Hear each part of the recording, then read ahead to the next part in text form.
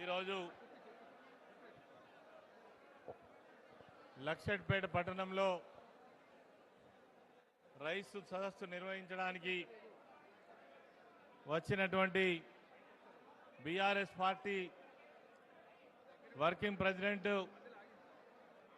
కేటీఆర్ గారు మరియు వారితో పాటు అనేక మంది శాసనసభ్యులు, మాజీ శాసనసభ్యులు, మాజీ మంత్రివర్యులు, రాష్ట్ర నాయకులు పెద్దలు జీవన్ రెడ్డి గారు, అదేవిధంగా ఇక్కడికి వేలాదిగా తరలి వచ్చినటువంటి రైతు సోదరులందరికీ కూడా నమస్కరిస్తూ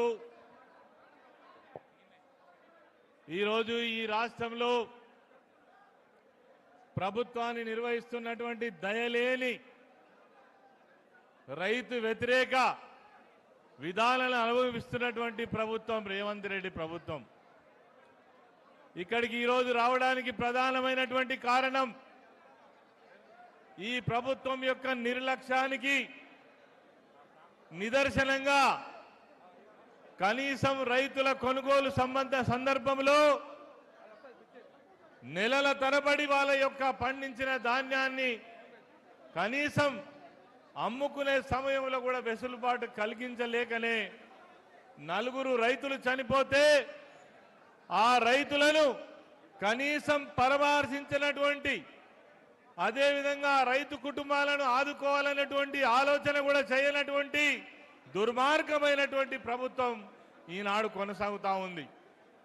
అదే సందర్భంలో ఆ రైతులను ఆదుకోవాలి, ఆ రైతులకు అండదండగా నిలవాలి, రైతు లోకానికి ఒక ధైర్యం ఇవ్వాలనేటువంటి ఉద్దేశంతో ఈరోజు ఆ 4 కుటుంబాలను ఆదుకొని వారి కుటుంబాలకు ఆర్థిక సహకారాన్ని అందించడానికి వచ్చినటువంటి పెద్దలు కేటీఆర్ గారు, అదేవిధంగా కేసీఆర్ గారి నాయకత్వంలో ఆనాడు ఈ రాష్ట్రంలో ఉన్నటువంటి రైతుల ముఖంలో మనం ఆనందాన్ని చూసినాం, సంతోషాన్ని చూసినాం.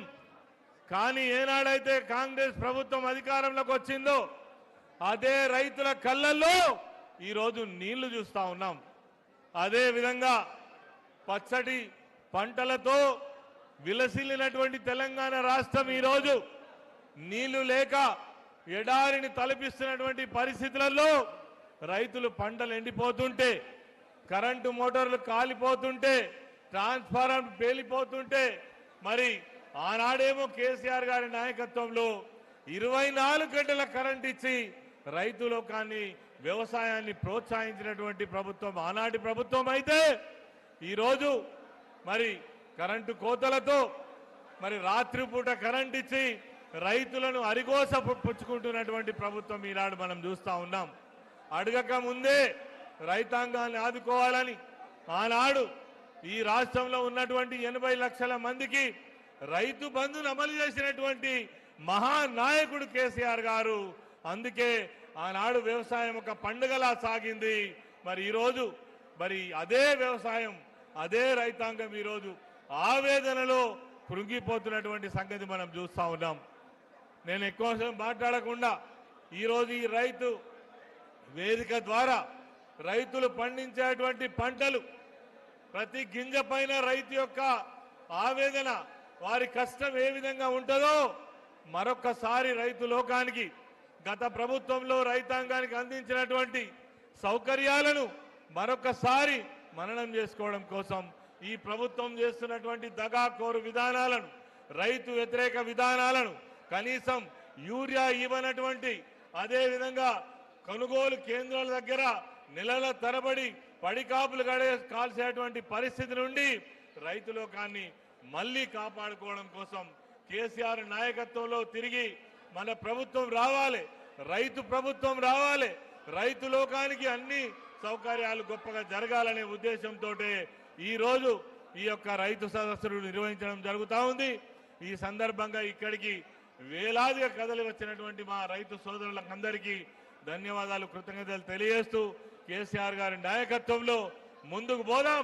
ఈ దుర్మార్గపు ప్రభుత్వం యొక్క కోరలు పీకుదాం.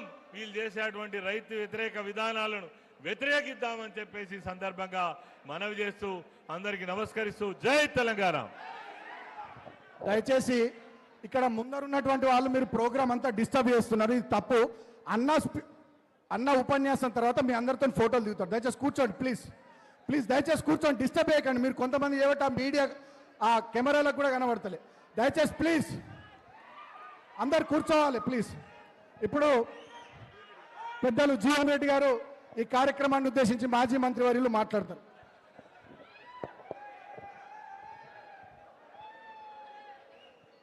ఈనాటి మంచిర్యాల జిల్లా లక్షపేట కేంద్రంగా నిర్వహింపజేస్తున్నటువంటి రైతు సదస్సుకు ముఖ్య అతిథిగా విచ్చేసినటువంటి బీఆర్ఎస్ పార్టీ కార్యనిర్వాహక అధ్యక్షులు ఇలా కేసీఆర్ గారి యొక్క ఆలోచన విధానానికి అనుగుణంగా ఇలా బీఆర్ఎస్ పార్టీ బలోపేతం కొరకు కృషి చేస్తున్నటువంటి కార్యనిర్వాహక అధ్యక్షులు ఇలా మిత్రులు కేటీ తారక రామారావు గారు, ముఖ్యంగా ఈనాటి రైతు సదస్సు నిర్వాహకులు గతంలో ఈ ప్రాంతానికి శాసనసభ్యుడిగా ప్రాతినిధ్యం వహించినటువంటి మిత్రులు దివాకర్ రావు గారు, అట్లాగే కార్యక్రమం నిర్వహణలో తోడు నిలుస్తున్నటువంటి చెన్నూరు మాజీ శాసనసభ్యులైనటువంటి సోదరుడు బాల్క సుమన్ గారు, ఇంకా ఈ కార్యక్రమానికి అతిథులుగా విచ్చేసినటువంటి మా మిత్రులు బాల్కొండ శాసనసభ్యులు ప్రశాంత్ రెడ్డి గారు, కోవ లక్ష్మి గారు, ఇంకా వేదిక అలంకరించి ఉన్నటువంటి గతంలో వివిధ హోదాల్లో బాధ్యత నిర్వర్తించినటువంటి ఒక